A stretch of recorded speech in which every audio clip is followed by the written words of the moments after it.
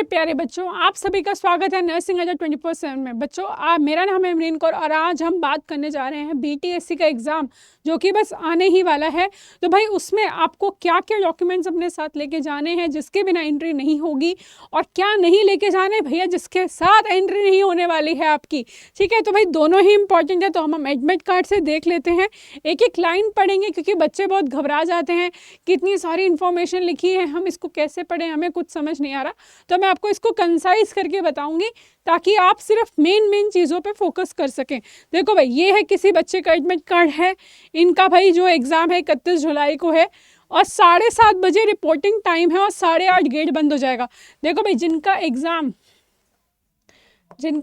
भाई देखो सुबह 9 बजे शुरू होने वाला है। ठीक है, सुबह 9 बजे शुरू होने वाला है, तो उनको एक चीज़ का ध्यान रखना है कि 8:30 बजे आपका गेट क्लोज़ हो जाएगा। ठीक है भाई, गेट क्या होने वाला है, बिल्कुल क्लोज होने वाला है। ठीक है, तो आपको बिल्कुल भी ऐसा एक्सपेरिमेंट मत करना कि भाई हम पूरे 8:30 पहुँचेंगे। भैया कोशिश करो कि 7:30 से एंट्री शुरू है तो भाई 8 बजे तक तो कम से कम वहाँ पहुँच जाओ। भाई 30-35 मिनट्स पहले ही पहुँचो ताकि आपका एग्ज़ाम गलती से भी मिस ना हो जाए। भाई बहुत अच्छी अपॉर्चुनिटी है, 11,000 प्लस वैकेंसी है। अगर एक बात हाथ से निकल गई तो भाई निकल गई, फिर कुछ नहीं हो सकता। देखो यहाँ पर एक फ़ोटो लेके जाना, फ़ोटो लगेगी आपकी यहाँ पे। ठीक है, और बताऊँगी और भी फ़ोटो लगेंगी। ठीक है, ये तो भाई अपनी डिटेल इन्फॉर्मेशन चेक कर लेना अपनी। अगर कोई भी दिक्कत, कोई भी परेशानी होती है तो आपको क्या करना है भाई, आप पहले ही वहाँ जाके एग्ज़ाम सेंटर में बात कर सकते हो। ठीक है, अपना आधार कार्ड से अपनी डिटेल मैच कर लेना। कभी कभी बाई चांस गलती हो जाती है। ठीक है, हो सकता है आपने लिखते टाइम गलती कर दी हो और हो सकता है इन्होंने प्रिंट करते टाइम कोई गलती कर दी हो। तो भाई आप अपनी इन्फॉर्मेशन एक बार चेक कर लेना, फ़ोटो वगैरह चेक कर लेना, वरना वहाँ पे एंड टाइम पे जाओगे आपका टाइम ख़राब होगा। एग्ज़ाम टाइम ख़राब नहीं होना चाहिए बिल्कुल भी। ठीक है, तो अब देखो भाई ये इन्फॉर्मेशन है, इसमें क्या क्या दिया है ये मैं आपको बता देती हूँ। ठीक है भाई, पहले तो A4 साइज़ में आपको एडमिट कार्ड ले जाना है। A4 साइज़ में क्या करोगे भाई, एडमिट कार्ड लेके जाओगे, बिल्कुल लेके जाओगे। ठीक है, प्रिंटेड कॉपी लेके जानी है, प्रिंट आउट निकलवा लेना। ब्लैक एंड वाइट हो या फिर कलर हो, उससे कोई फ़र्क नहीं पड़ता, उसको लेके परेशान मत होना। ठीक है, अब मेन चीज़ें क्या क्या हैं जो जिसके बिना भाई एंट्री नहीं है। ठीक है भाई, जिसके बिना आपकी एंट्री नहीं होगी, इस बात का देख लेना भाई, ध्यान रखना क्या क्या है। देखो पहला तो एडमिट कार्ड। ठीक है, पहला है एडमिट कार्ड, और दूसरा क्या है भाई आपका, दूसरा क्या है, साथ में आपको क्या लेके जाना है, साथ में आपको लेके जाना है ब्लैक बॉल पेन। ठीक है, क्या लेके जाना है भाई, ब्लैक बॉल पेन लेके जाना। ठीक है, कोशिश करना ट्रांसपेरेंट लेके जाना, ऊपर कोई प्रिंट ना हो, वरना उसको भी अलाउ नहीं करते वो लोग बहुत बारी। ठीक है, तो भाई ट्रांसपेरेंट ही लेके जाना, कोशिश करना कि ट्रांसपेरेंट परचेज कर लो, कहीं से भी मिल जाता है, बहुत सारे मिल जाते हैं, तो ट्रांसपेरेंट परचेज कर लेना और उसको लेके जा सकते हो आप। ठीक है, और भाई और क्या लेके जाना है आपको साथ में। ठीक है भाई, बॉल पेन हो गया आपका। ठीक है, और भाई फ़ोटो आईडी, फ़ोटो आईडी। ठीक है, चाहे आप लाइसेंस ले जाओ, आधार कार्ड ले जाओ। ठीक है, आधार कार्ड ले जाओ, जो भी आपने उसमें मेंशन करा है कोशिश करो वही ले जाओ। ठीक है, जो भी आपने एग्ज़ाम जब फिल करा होगा, फॉर्म जब फिल करा होगा, तो उस टाइम पे आपने जो भी आईडी प्रूफ वहाँ पे मेंशन करा है, चाहे पैन कार्ड हो, लाइसेंस हो, वही आप ले जाना। ठीक है, कोशिश करना कि वही आप ले जाओ। ठीक है, तो फोटोकॉपी मत ले जाना, ओरिजिनल लेके जाना है भाई। ठीक है, बिल्कुल ओरिजिनल लेके जाना है, ये मत सोचना कि फ़ोटोकॉपी ले जाएंगे। ठीक है, बिल्कुल ओरिजिनल लेके जाना है। और क्या क्या ले जाना है भाई आपको। ठीक है, और देखो भाई और क्या ले जाना है, फ़ोटोकॉपी नहीं लेके जाना, ओरिजिनल लेके जाना है। और देखो भाई 2 पासपोर्ट साइज़ कलर्ड फोटोग्राफ लेके जानी है, 2 पासपोर्ट साइज़ कलर्ड फोटोग्राफ लेके जानी है। ठीक है, कलर्ड फोटोग्राफ लेके जानी है।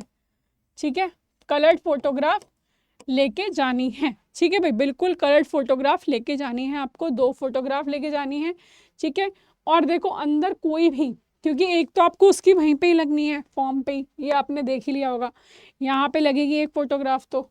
ठीक है, और दूसरी हो सकता है कि वो अपने पास कहीं पे पेस्ट करेंगे, ठीक है, तो आपको एग्जामिनर को, इन्विजिलेटर को दे देनी है उस टाइम। ठीक है भाई, कोई फ़ोन, कोई गैजेट, कोई घड़ी ऐसे मत ले जाना कि स्मार्ट वॉच ले जाओ, या ऐसी कोई भी चीज़ नहीं ले जानी, क्योंकि कुछ भी अलाउड नहीं होगा। ठीक है, पिन विन मत लगाना, रबर बैंड पतला सा लगा लेना। लड़कियां सुन लो भाई ध्यान से, ठीक है। और कहीं घड़ी, ज्वेलरी, नोज पेन, ईयरिंग कुछ भी नहीं पहन के जाना। ठीक है, सब अपने घर वालों को दे के जाना भाई बाहर। ठीक है, कोई भी डिस्टर्बेंस मत करना, हल्ला हुल्ला मत करना भाई, बाहर निकाल देंगे तुम्हें। ठीक है, बाहर निकाल देंगे बिल्कुल। ठीक है भाई, उसके बाद क्या है फिर भाई, देखो अगर 9 बजे का एग्ज़ाम है तो उन्होंने बोला है कि 8:30 गेट क्लोज हो जाएगा, तो 8:30 तक पहुंच जाना। ठीक है, 7:30 से आपकी एंट्री शुरू है, 7:30 आपका एंट्री टाइम है, और 8:30 आपका गेट क्लोज हो जाएगा। ठीक है, तो भाई ध्यान रखना है इसका, गेट क्लोज हो जाएगा। ठीक है, तो इस चीज़ का आपको ध्यान रखना है। ठीक है भाई, कोई भी मोबाइल, बैग, कुछ भी उनकी कोई जिम्मेदारी नहीं है, उनकी कोई अरेंजमेंट नहीं है, तो आपको अपने हिसाब से देखना है जैसे भी हो। ठीक है, बिल्कुल आपको अपने हिसाब से अरेंज करना पड़ेगा।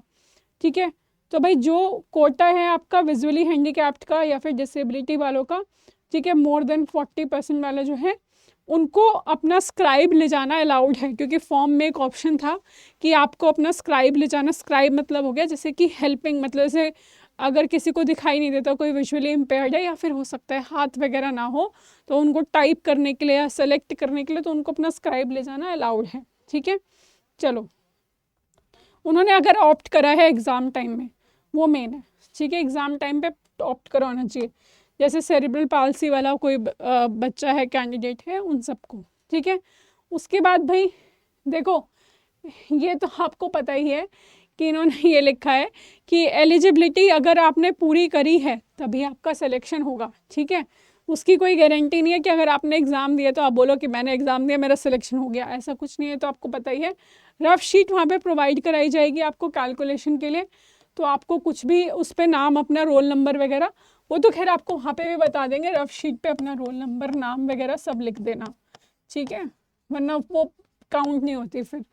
ठीक है भाई, उसके बाद कोई कैंडिडेट भाई पहले जाने नहीं दिया जाएगा। ठीक है, 2 घंटे का पेपर है तो पूरे 2 घंटे ही आपको अटेम्प्ट करना है।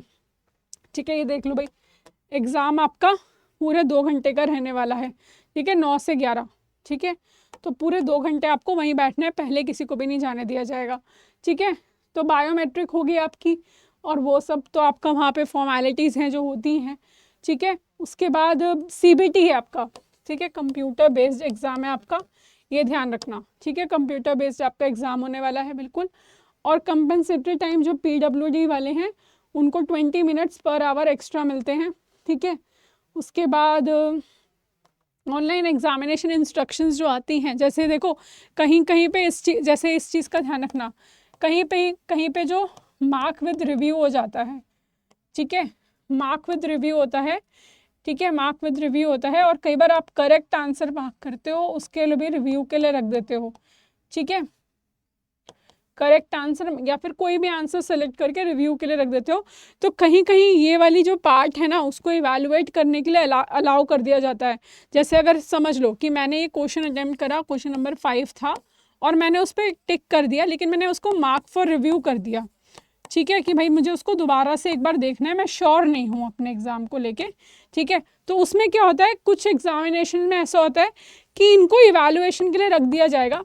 जैसे अगर हो सकता है कि आपने उस टाइम पे गलत मार्क कर दिया था, तो भाई इसमें आपकी नेगेटिव हो जाएगी। ठीक है, लेकिन कुछ कुछ एग्जाम्स में होता है उसमें मार्क फॉर रिव्यू के लिए, इवैल्यूएशन के लिए नहीं रखा जाता, तो ना आपको इसका कोई नंबर मिलेगा, ना प्लस होगा ना माइनस होगा, कुछ भी नहीं होगा। ठीक है, तो एक बार इंस्ट्रक्शन पढ़ लेना, जैसे वो पेज ओपन होता है स्टार्टिंग में, तो उसको अच्छे से पढ़ लेना कि मार्क फॉर रिव्यू में क्या है, इवैल्यूएशन में रखा जाएगा कि नहीं रखा जाएगा। तो इन केस आप अगर टिक करके भी छोड़ दोगे, और इन केस आपको नहीं अटेम्प्ट करना था वो क्वेश्चन, आपको नहीं आता था आंसर, तो वो हो जाएगा, बच्चे टेंशन लेने की कोई बात नहीं है। ठीक है, अपने SMS वगैरह चेक करते रहना एग्ज़ाम के बाद। ठीक है, अपने एडमिट कार्ड को संभाल के रखना, एक एक्स्ट्रा कॉपी करवा लेना, ताकि उसको संभाल के रखना, कल को कुछ भी ज़रूरत पड़ेगी। ठीक है, तो आपके पास नंबर होना चाहिए जब रिज़ल्ट आएगा। तो 0.25 मार्क्स की भाई नेगेटिव मार्किंग है आपकी। ठीक है, नेगेटिव है आपका, इस चीज़ का भी आपको ध्यान रखना है। ठीक है, आपका नेगेटिव मार्किंग है 0.25 मार्क्स की। तो भाई ये सब चीज़ें हैं, देखो मेन चीज़ें क्या क्या हैं आपकी, ठीक है, कि भाई एक तो एडमिट कार्ड लेके जाओगे, ठीक है, कलर जो फोटोकॉपी है उससे फ़र्क नहीं पड़ता, ब्लैक बॉल पेन लेके जाना है, ठीक है, फ़ोटो आईडी लेके जाना है आपको, चाहे आधार कार्ड हो, लाइसेंस हो, कुछ भी हो, पैन कार्ड हो, 2 पासपोर्ट साइज कलर्ड फोटोग्राफ लेके जानी है, ये ज़रूर याद रखना, ठीक है। और भाई एंट्री टाइम आपका 7:30 है और आपका 8:30 बजे गेट क्लोज हो जाएगा 9 से 11 के एग्ज़ाम में। तो भाई बिल्कुल भी टाइम को वेस्ट नहीं करना कि वेट करते रहो भाई कि हम बिल्कुल एंड टाइम में जाएंगे, ऐसा कुछ नहीं है, बिल्कुल टाइम पे एग्ज़ाम में पहुंच जाना, ठीक है। तो बच्चों अपने एग्ज़ाम की तैयारी हो चुकी है आपकी, तो स्ट्रेस लेना छोड़ दो, ठीक है, बिल्कुल भी स्ट्रेस नहीं लेना है ये भाई हमारे एग्ज़ाम का क्या होगा क्या नहीं होगा, कुछ भी स्ट्रेस नहीं लेना, रिलैक्स रहो, ठीक है, बिल्कुल रिलैक्स रहना है आपको। और all the very very best आपके एग्ज़ाम के लिए, ठीक है। और भाई जिन्होंने देख लो भाई जो BTSC का एग्ज़ाम दे रहे हैं वो इन सब इंस्ट्रक्शंस को ध्यान से देख लो, ठीक है।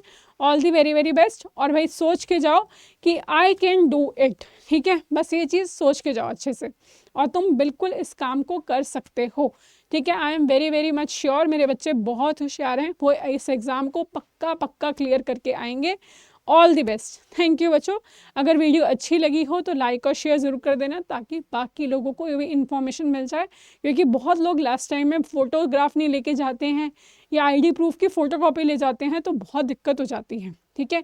तो आप दूसरों का भी भला करें, उनके साथ अपनी वीडियो शेयर करें, वीडियो को लाइक करें अगर अच्छी लगी है और चैनल को सब्सक्राइब कर दें ताकि कोई भी इन्फॉर्मेशन आए तो आप तक सबसे पहले पहुँचेगी। धन्यवाद।